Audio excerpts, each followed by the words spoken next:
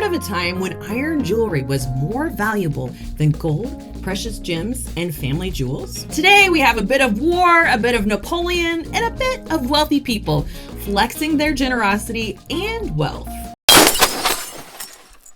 Hey friends, welcome back to Encyclopedia Ange, where I'm no expert, just endlessly curious about everything. Just a quick note that if you're liking what you're seeing, subscribing really does help me. And I'd love to hear your thoughts on what topics you'd like me to cover in the future. I want to know more of what kind of videos you guys would like to see. Let's get into it. Why would someone give up expensive family jewels in exchange for an iron necklace? Is this sort of like how Post Malone wore Crocs and then all of a sudden they were a cool fashion statement? So this goes back to the early 1800s. Prussia, which is modern day Germany, was in a bit of a pickle. Wars are expensive and Napoleon wasn't exactly handing out coupons. So the government asked the rich Prussian elite for help. Hey, you guys with your gold jewelry, mind swapping that out for something less shiny? Surprisingly, the Prussians didn't just agree, they went all in. Wealthy citizens handed over their bling to fund the war effort, and in return, they got these understated iron pieces engraved with phrases like, "I gave gold for iron." A Prussian citizen could be at a fancy dinner party and someone says, "Nice iron necklace." And instead of feeling embarrassed, they proudly reply, "Thank you.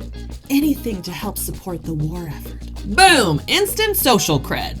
Iron became the ultimate status symbol because if you wore iron, it meant you had gold, but were too patriotic and generous to keep it. It's like if someone today walked around flaunting a "donated my Lamborghini for charity" t-shirt. Sure, you don't have the Lambo anymore, but you had one, and now you're a legend. This is just another time in history that shows us that the value of an item isn't in its true worth. Rather, it's from the idea that it's valuable. Paper money is only valuable because we've all agreed that it is. This is the same kind of concept that made Beanie Babies worth tons of cash back in the 90s. For a short moment in history, iron jewelry was literally more desirable than gold. Forget bling bling, it was all about clang clang. So next time you find your finger turning green from an iron ring, just remember, once upon a time in Prussia, you'd have been the Taylor Swift of that party. There's always a question to be answered, and I'm always here to ask it. See you next time.